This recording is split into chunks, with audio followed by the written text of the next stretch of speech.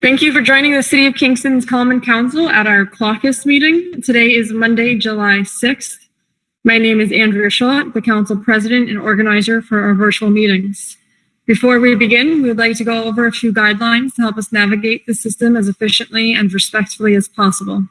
We ask that members of the public and press remain muted and off camera for the length of the meeting. As organizer, I reserve the right to mute anyone who unmutes themselves. Council members and city staff will control their own mute button. Good practice would be to mute yourself if you are not speaking to avoid background noise and feedback. If a council member or staff wishes to speak, they will raise their hands. The chairperson will call on them before they speak by stating their name clearly for our audio listeners. All of our meetings are recorded. Both video and written transcriptions will be made available to the public on the city's website. Although we will not have public speaking tonight, you could submit written comments to the City of Kingston Clerk, Elisa Tinty, at emtinty@kingston-ny.gov, or by dropping them off at the Dropbox located at the side door of City Hall. We also encourage you to reach out to committee chairs or your ward's representative at any time. If you have any audio issues, send a text message to the following number, 845-594-6120. Please be aware that phone calls will not be answered during the meeting. The phone number to text is 845-594-6120. As the organizer for today's meeting, I reserve the right to lock and pause the meeting to eject anyone who has behaved inappropriately. Lastly, at tonight's meeting, we have in attendance Alderman Rennie Scott Childress will be in late, so I will be chairing for him until he gets here. Council members Alderman Doug Coop, Alderman Patrick O'Reilly, Alderman Jeffrey Ventura Morell, Alderman Don Tollerman, Alderman Tony Davis, and Alderwoman Michelle Hirsch. City staff, we have Corp Counsel Kevin Bryant and City Clerk Elisa Tinty. Thank you for your patience during these difficult times, and on behalf of the Common Council, I wish you and your family good health. I will now call this meeting to order at 7:07.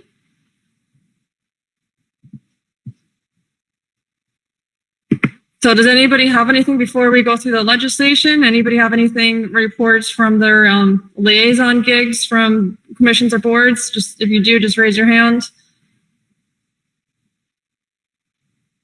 Alderman Tony Davis. Yes, in regard to the police commission and board that happened in June, the commission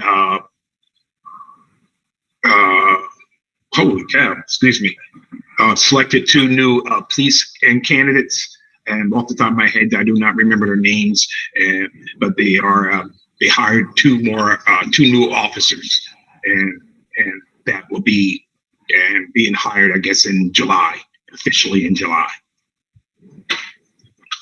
Oh, thank you for that. Does anybody else have any reports from their commissions or boards? Alderman Doug Coop. Yeah, thank you, Doug Coop there.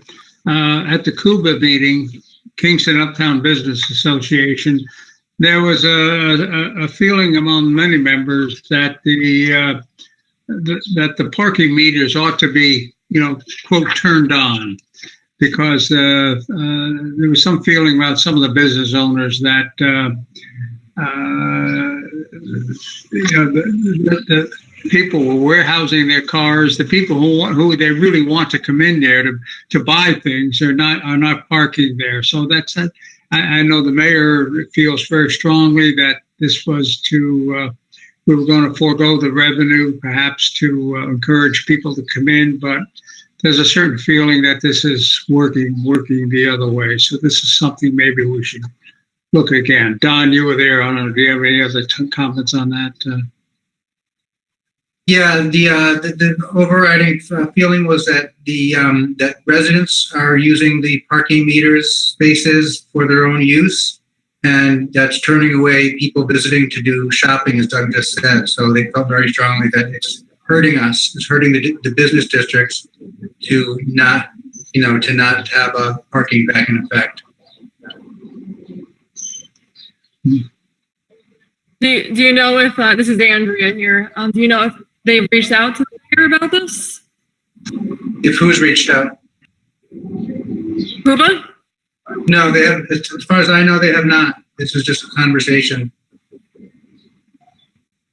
Yeah, but there was a strong current that we ought to really take another look at this. I know there are certain businesses, Rough Draft and some others that, and this is also true down at Arundel, where we've taken parking places out of circulation, and that's where people merchants put their tables for outdoor dining, and that's probably working okay. That probably makes sense.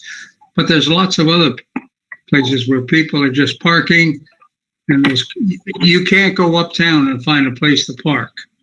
The idea of not having parking meters was so that people could drive in and park and go spend some money. Well, you can't park. So it's something that has to be looked at. All right, thank you, Doug. Does anybody else have anything from commissions or boards? Alderman Tony Davis? Yes, Alderman Tony Davis here. I just was going back over my notes. One other thing that at the last police commission meeting was that the mayor motioned change the police manual to remove the duties of secretary from the chief, and the commission would appoint a vice chair and a secretary going forward. So I know there was some concern about the chief and on the police chief on the commission, what his specific duties were. So it was moved that the police chief is no longer going to be the secretary of the police committee, police commissioners meeting, and that they are going to have a vice chair and a secretary that will then take over those duties. So just So want to let you know. two different chairs, Tony, a vice chair Well, and the mayor is the chair. So now they're going to create a vice chair and also a secretary who will be responsible for taking the minutes at the police commission or in police commission meetings. So that duty is now being removed from the police chief. Will the chief still be on it? And the chief does not have a voting power as right now anyway on the police commission. He sits there solely at this point as to the secretary to take minutes. He doesn't have no voting on that police commission at all.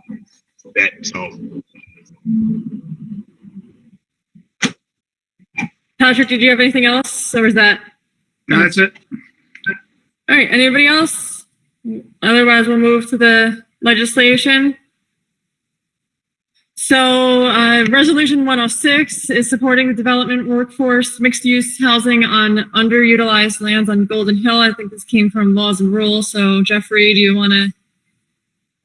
Yes. So the Dennis Doyle came to speak to us at Laws and Rules. The county is planning to start marketing that piece of property at Golden Hill for housing development.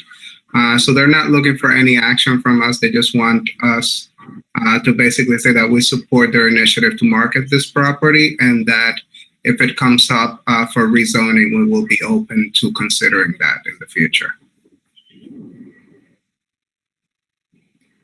Anybody have any issues or questions for Jeffrey, or any issues on the resolution? No. All right. So Resolution 107, a budgetary amendment in the shade tree account for $600. Doug, you're muted. Okay, Resolution 107 relates to the damage done to a tree. An arborist was hired. The expense was $600. The person who damaged the tree has paid for it, so it's just the money is in $600, and it's to go out to pay for the arborist. I think it's a fairly simple thing. Any issues or questions? Any questions on that? Also, number 108, the next resolution is a budgetary transfer for transfer of $70,000 of CDBG funds to complete playground upgrades in Barman Park. I think it's a simple transfer, CBDD funds of $70,000. Everybody all right with this? Okay. 109, I think, is up to you, right? Okay, resolution 109 involves authorization of settlement for some tax proceedings. Dan Baker spoke to us at length about this at the recent finance meeting. Basically, these are settlements with one particular piece of property down, a nursing home down on Wilbur Avenue, reducing from $3.4 million to $2.5 million. This was a settlement that he and the attorney representing the city on this have negotiated. It's Dan's recommendation, and the finance committee agreed that we should go along and do this. Also, part and parcel of that is the transfer of $20,000 to the consultant's line to basically negotiate or otherwise fight or whatever other similar things that may come along. Put money in there because if it looks like the city doesn't stand up for what they believe in and fight some of these things, well, then we'll be setting targets for anybody that wants to come in and get their assessments reduced. So the finance committee unanimously approved to transfer $20,000. So resolution 109 is basically two things: to reduce the assessment of the nursing home. I forget the name of the nursing home, but you all know where it is down on Wilbur Avenue, from $3.4 million to $2.5 million, and to transfer $20,000 into the consultant's line to negotiate or otherwise discuss, fight, whatever other claims to reduce the assessments. Any questions or for that? Number 110 is a community development. This is Steve. This is from community development, so we'll let Steve do this.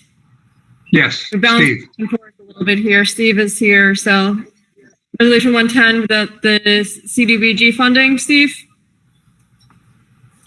Okay, yeah, I would, first of all, my apologies, I was a little late getting on, I had no connectivity, so I lost, I don't have a lot of stuff in front of me, so hopefully everybody has had an opportunity to go over the list of what we did.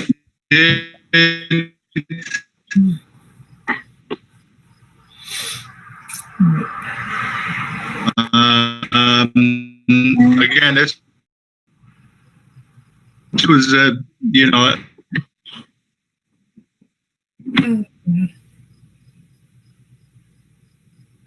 very lengthy process, difficult decisions, but good to see that a lot of people applied. Actually, I think we got, needless to say, we wanted these organizations, groups, people that had a direct response to the COVID crisis. There were a lot of applications that, while they were good applications, we didn't think was really appropriate. At this time, it would be more appropriate for the regular block grant application process, startup of, business startups and things like that. We really wanted to direct the money to people who have been assisting this community with no knowledge that they might see some funds coming along to help themselves out. Several organizations, I think, have put themselves in financial jeopardy with what they've been doing, and we appreciate that. So all that being said, I can't say enough for the committee. We did it, we spent several hours, going through the list. At one time, everybody really did their homework. I was glad to say, when we got to the table, everybody was, ready to go. So once again, I thank everybody. I think I spoke to pretty much everybody on the council at one point or another, to get some other opinions, not just from our committee. So I appreciate all the feedback. Every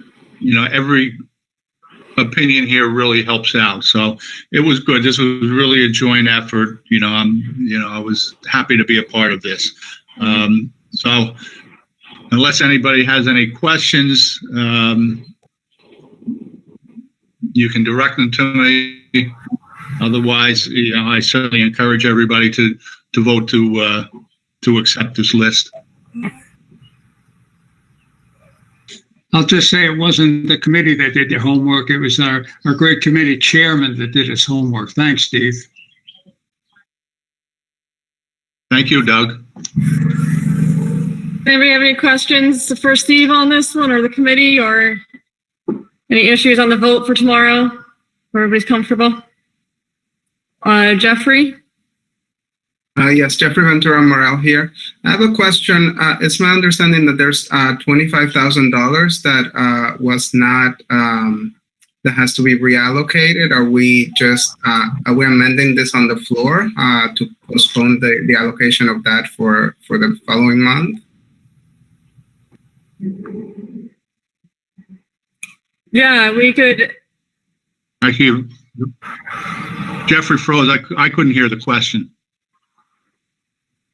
The $25,000 that has to be. Sorry, Jeffrey, I couldn't hear you. Yeah, can you hear me now, Steve?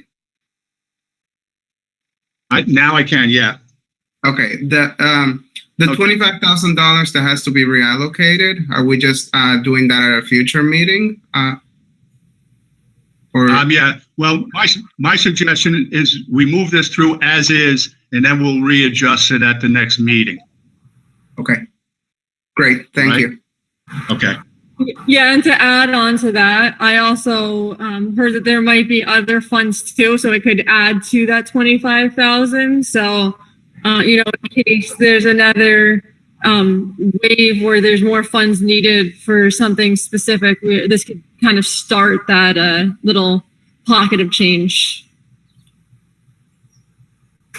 Right. All right, everybody else is good.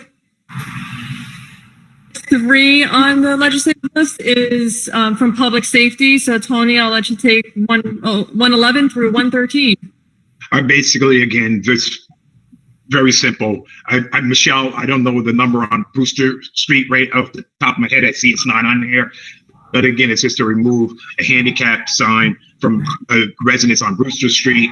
And then the other 112 and 113 is to remove a handicap from in front of, I believe it's 72 Ravine Street. And then it's going to put the handicap signs across the street from 72 Ravine Street. So 52. Yeah, the numbers are on the actual resolutions. It's 72 Brewster and then 52. So, but at least you have all of that, right? Yes. Yes, I do. Thank you. All right, everybody's good with those 3? Mhm. Okay, so number 114 of budgetary transfer facilities improvements to the Rondout Neighborhood Center.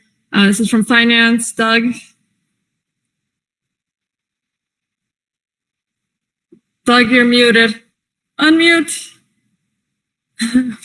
Thank you. Sorry. Yeah, transfer of CDBG funds for $30,300 for, basically the repairs on the Rondout Neighborhood Center. Okay, these are just a transfer of CDBG funds. No financial impact to the city. Everyone okay with that? Tony? Yeah, Tony? Alderman Tony Davis here. Yes, when I was the chair of community committee last year, and we allocated those funds. This is going to repair the HVAC system down at Rondell and Neighborhood Center. So their air conditioner system. That's what this money is allocated for. Right. Right. Okay. That's it on 114. 115 is also from finance. So Doug, you want to take that 115?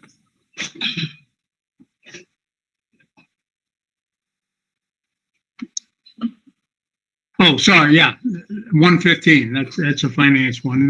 This is the settlement with CSEA for enhanced retirement, early retirement, whereby if they between now and sometime in the end of August, if they retire early and they fulfill certain conditions, all of which I can't remember, but a certain combination of age and years of service, they can retire, and the bonus to them is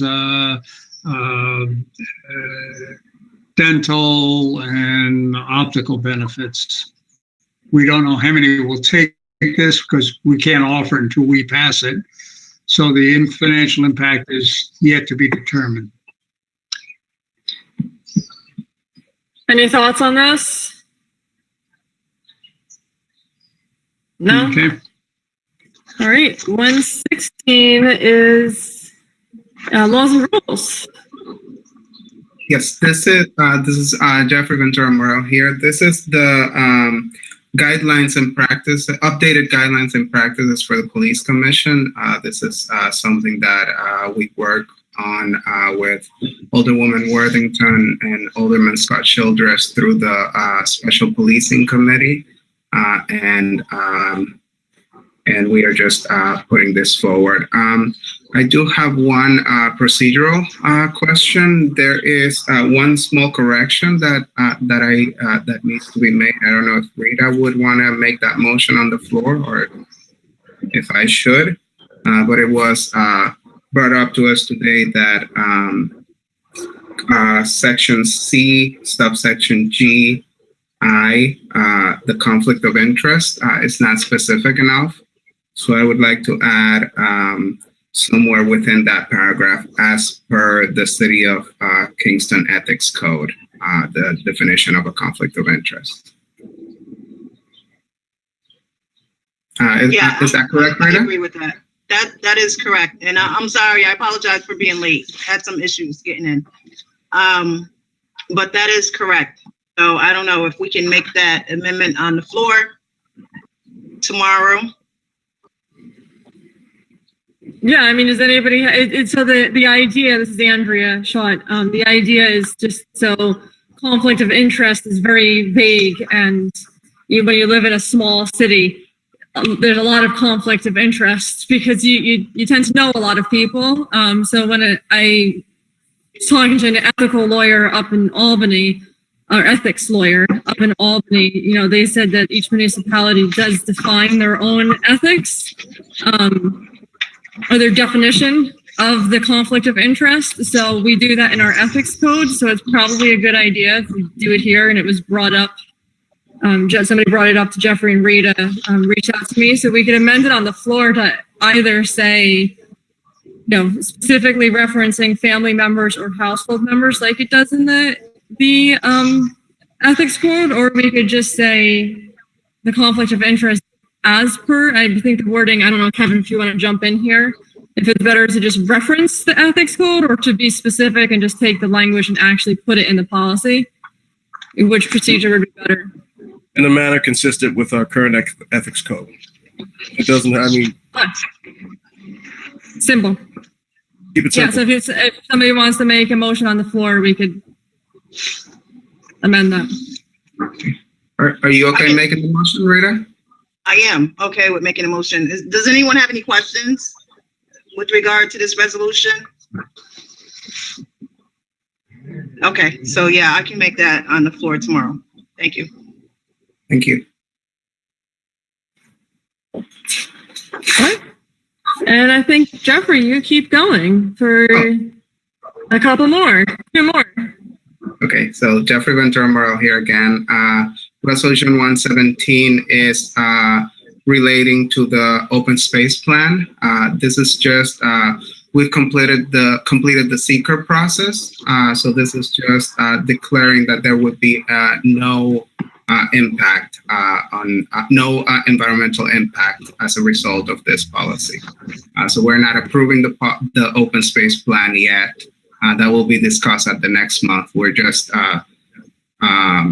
approving the seeker determination of a negative declaration. Any questions on that?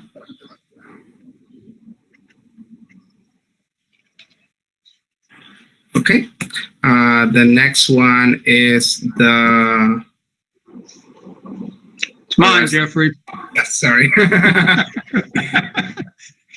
Number 118 is the resolution authorizing the repeal of a portion of the unauthorized unused bonds. So we want to call in the bonds for 4 projects: reconstruction of Abele Street, reconstruction 2 on Abele Street, improvements to the Greenkill Avenue Bridge, and improvements to the Greenkill Avenue Bridge. So 2 at Abele Street, 2 Greenkill Avenue. These amounts to, I haven't added them up here, but like $7 million or so bonds that we don't need. So let's call them in and just pay for these out of current revenue. We don't need to have the interest charges associated with these bonds. So I think it makes sense. The projects are complete. We pay for them. We don't need the bonds. Let's call them in. Okay. No issues. Okay, on 118. Okay, number 119 is to use funds from the Recreation Trust Fund for a number of projects associated with the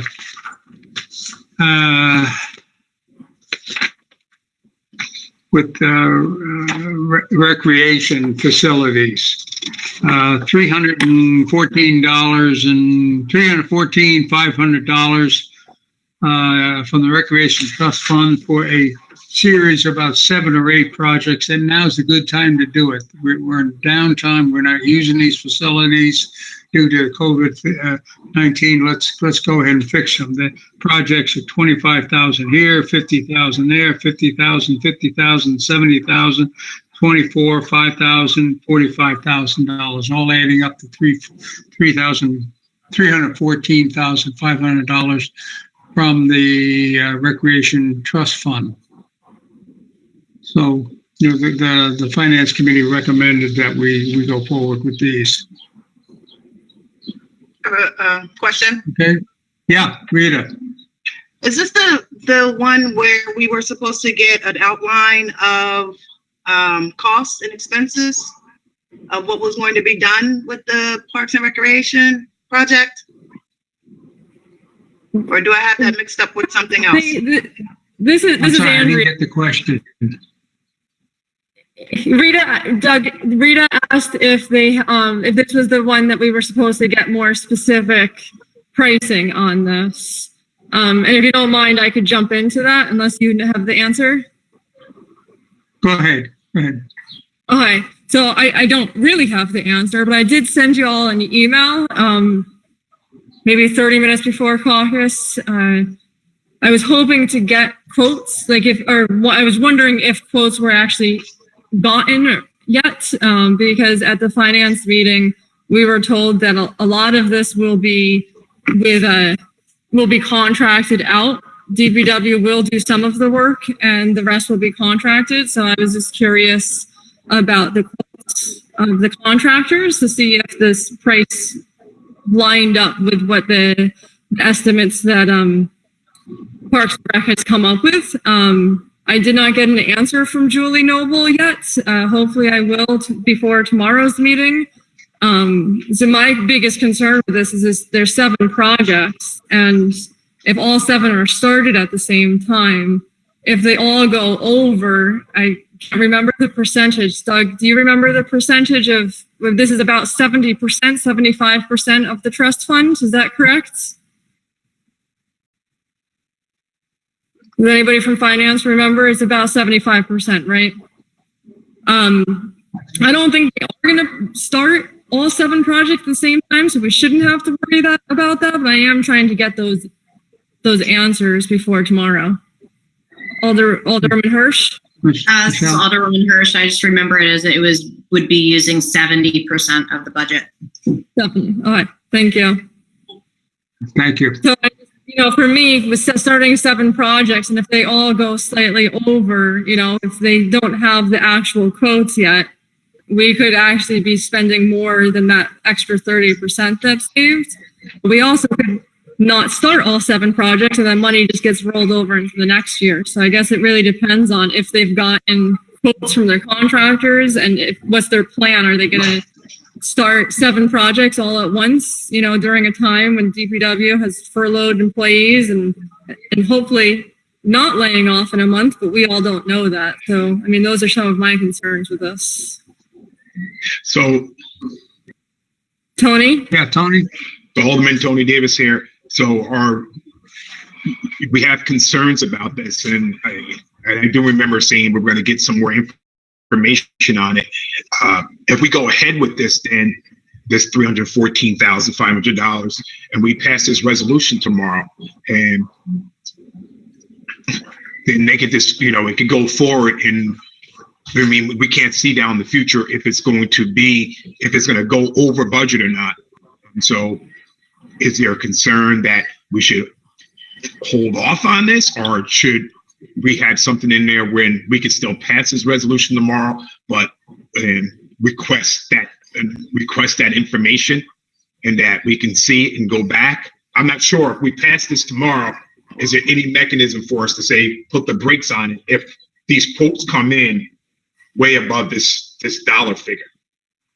That's my question. I guess. Yeah, the problem with not moving, they can't do anything on the parks without us passing this. So if we say, no, we don't want 7 parks, we'll just vote this down, then it's not that they could start 1 park. So it does put them a month behind on time when, like Doug said, this is a good time to do the work. But Michelle?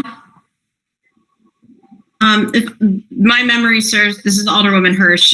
When we brought up overages to the mayor at finance, he said that he was going to keep in touch with us about where the projects were, not necessarily that we were going to be given quotes prior to the project starting, but that they were going to monitor the costs, and if there were going to be any cost overruns, that he would be coming back to us to let us know. That's what my memory of what I remember. Mm-hmm.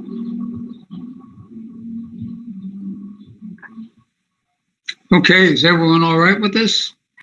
With that proviso that the mayor will come to us if things get a little, they start cost overruns, and let us know. At that point, it would be kind of if the cost overruns, then that's knowledge after the fact. Right. Is correct. Patrick has his hand up. Patrick? Maybe we can get some information by tomorrow. Maybe Julie get back to us. Yeah, as soon as I get any information, I'll forward it to everybody. I also wonder if we could ask them to, instead of 7 parks, if they could pick top 4. So we don't stall anything, but just be a little bit more realistic with the fact that we just don't know. But again, that's, I know everybody else's thought. I just get a little conservative when it comes to money in general, and definitely during a pandemic. Michelle? I'm just wondering if maybe Doug should lead that conversation with Julie, since this came out of Finance Committee. And that if it has to go back to Finance Committee, it's be something that the Finance Committee is spearheading. Anybody could ask her any questions. So if Doug wants to reach out, I already sent an email because I was curious. But okay. Ask. Steve Shabbat, Yeah. I would certainly think that the projects are somewhat prioritized already. I can't imagine that all 7 projects have the same priority level. So I would think it would be kind of easy to sort out and start with the highest priority, and let's see how it goes. I mean, certainly, this is a large share of the trust fund, and I certainly don't want to start going higher in it. Hopefully it will be replenished in the near future, but you never know, with times, you hate to exhaust it. So whoever's going to be asking, I think it would be feasible for us to get a priority list and ask them to go according to, start projects according to priority and see how they go, instead of all 7 at once. Just doesn't seem like a realistic goal to me. Yeah. I think that makes sense. The trust fund is now at, I believe, $451,000. So we're talking about 2/3 of the recreation trust fund. And not that we still want to overspend 314, but I think your point is well taken. That it would seem logical that there would be a priority list on how we go at this, and it could be tracked. And if it looks like we're in trouble, we can put the brakes on. Tony, Tony, and then Patrick. Patrick had his hand up first. Go on, Patrick. Patrick. It sounds like we don't know a lot about this, and we need to get quite a bit of information by tomorrow. I don't know who's going to get on that for us, but Doug, if you would do that, that'd be fantastic.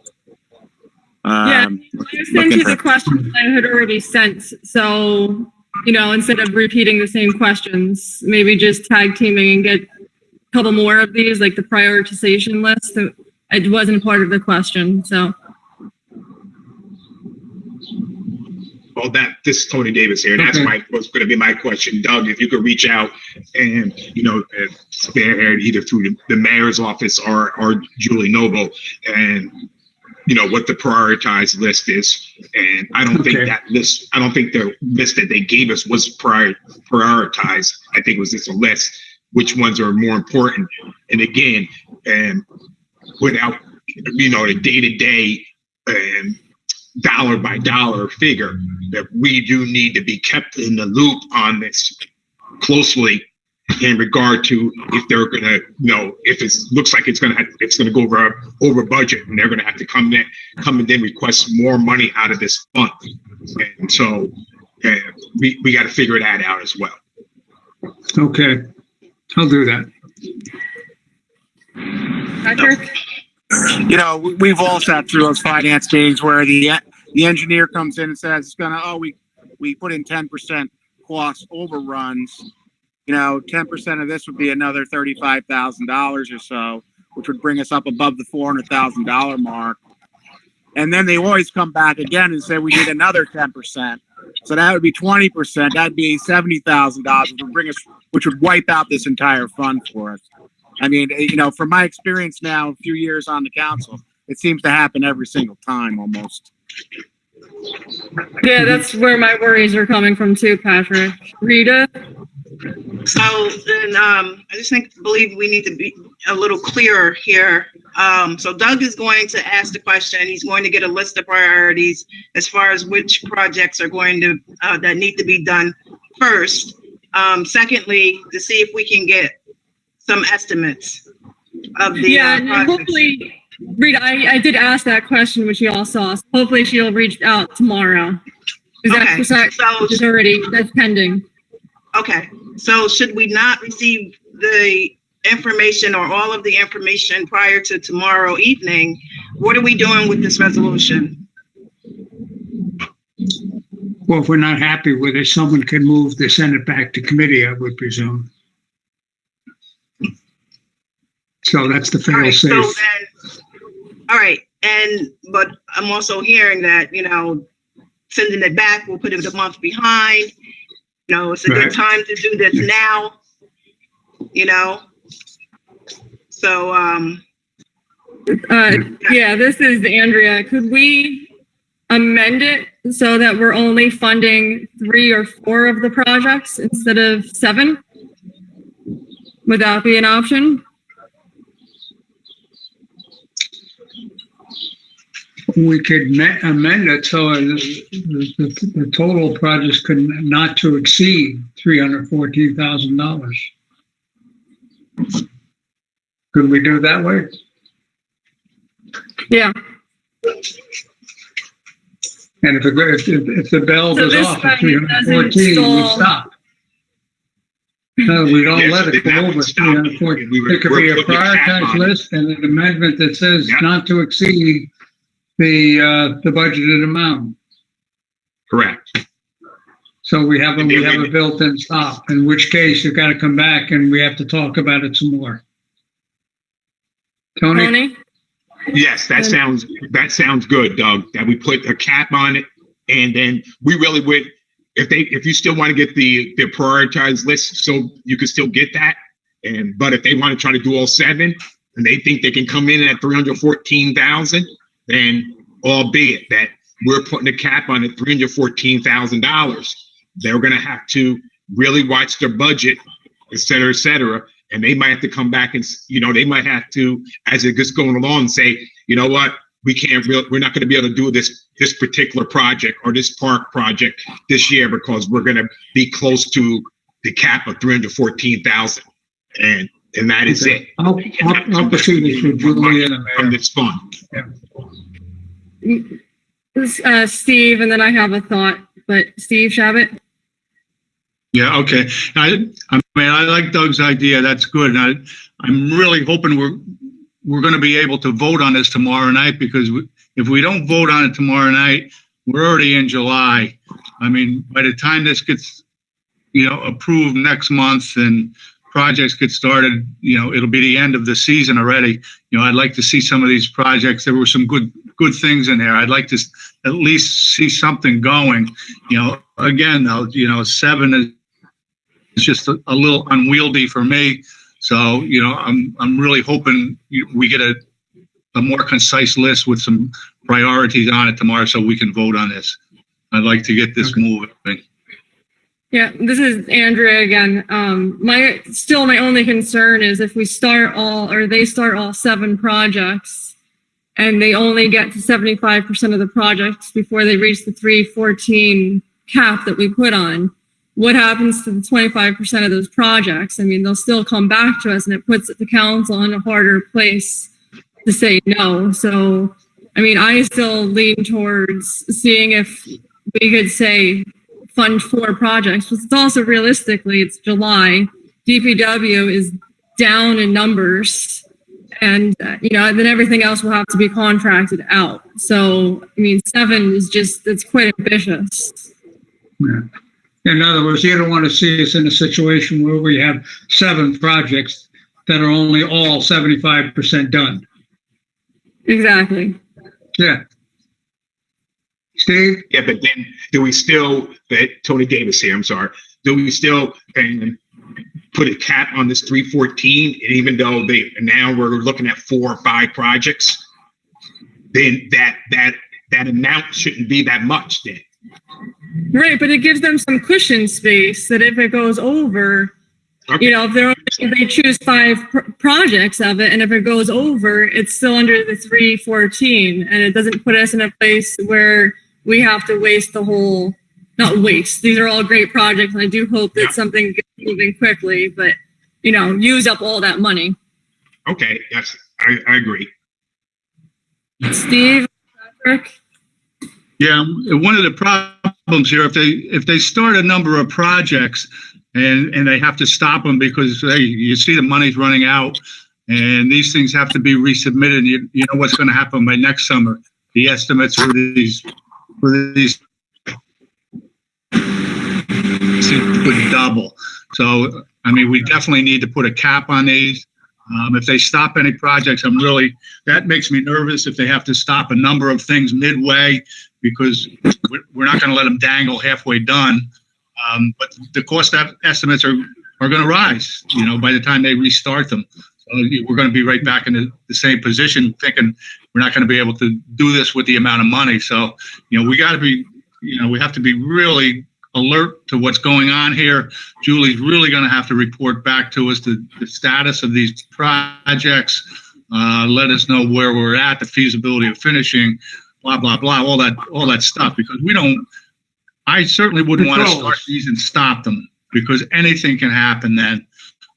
I would rather err on the side of caution, and it sounds like everybody is kind of leaning that way, that we concentrate on just a couple of the high priority items and see how they go. If they work out, hopefully, if we're only working on 2 or 3, we hopefully should be able to get those done within the summer and still have some work time left and move forward. So, let's hope we get the information we're looking for, so we can vote on this. I'll pursue these issues of priority list and project controls, and get back to you before the meeting.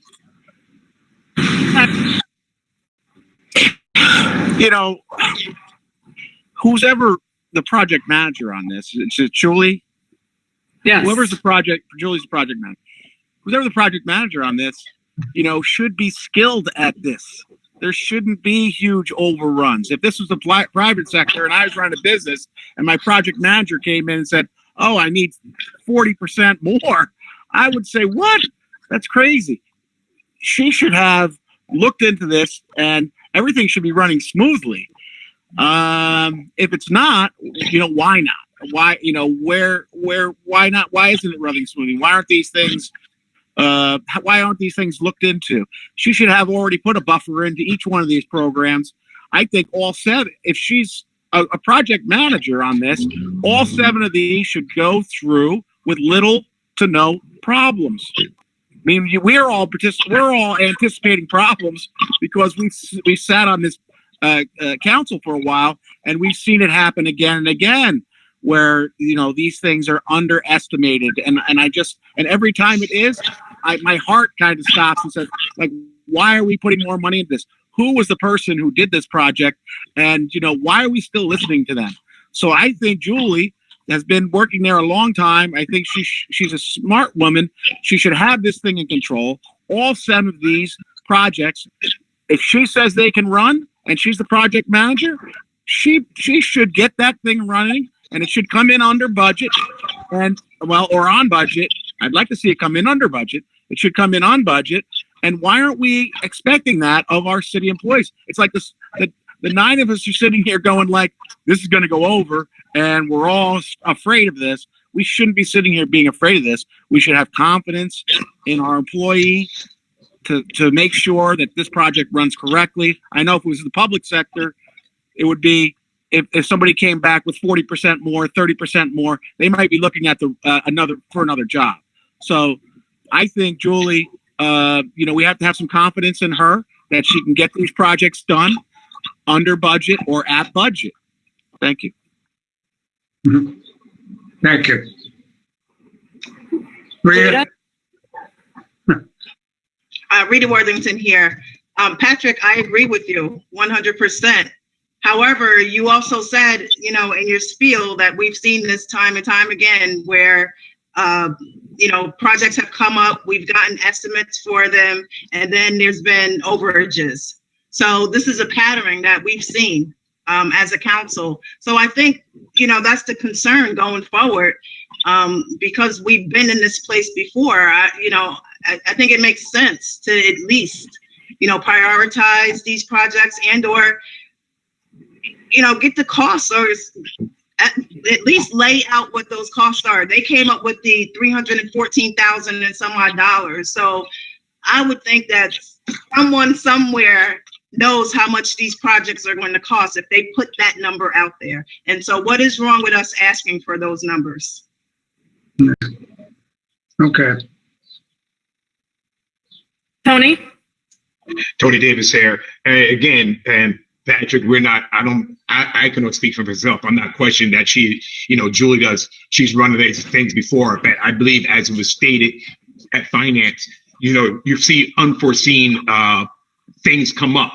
You start digging, and all of a sudden, something there that you didn't know was going to be there. And now the contractor is saying, this is going to cost a little bit more to remove this or add this or stuff like that. So those are the unforeseen costs that sometimes come up on many of the projects we see. And that is why, you get these, added costs to this. So, I mean, obviously Julie put these figures in and basically she's saying this is how much of the cost. But again, when a contractor starts digging, sometimes it's something underneath the ground that you didn't foresee. And it's like, oh, now we gotta do this and that. But we've been going around and I think we give Doug the chair, reach out to Julie, or to prioritize this, come back tomorrow with that list. And then we can decide, again, speaking to Julie, she says all 7 can be done. So be it. Ari says, these are the top 4 that we need, and then we can amend it on the floor. That's all I need. Okay. I will pursue this before the meeting. Thank you, Doug. And Rennie is here. He's just awfully quiet. So you want to take over, Rennie? No, go ahead. You're in the group. Thank you, though. All right. Well, there's 2 left, and they're both from Laws and Rules. So Jeffrey, you want to take the last 2, please? Sure. This is Jeffrey Ventura Morel. So the next one, Resolution 120, is amending the code section 373 -5 of the Tree Commission to reduce the membership of the commission to 5 members, so that the tree expert and the member of the Memorial Tree Fund that are currently non-voting members of the Tree Commission can become voting members of the Tree Commission. Any questions on that? All right. And then the next one is adding a line to the fee schedule to include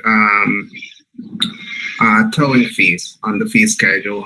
And this is just to include the line for towing fees on the fee schedule, and then that question will go before the finance committee to actually set the fee. Any questions on that? Okay. Michelle, you have a question? Yeah, this is Alderwoman Hirsch. I'm not sure why we're voting on this now. I thought it was being referred to finance to set the fees. To set the fees, correct. But we're voting to include the line on the fee schedule. So that has to go through Laws and Rules. Finance can't set the fee if the fee is not on the fee schedule.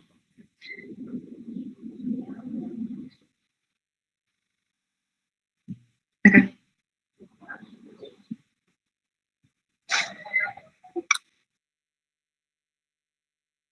All right, that's the list for tomorrow. So are there any other concerns or issues?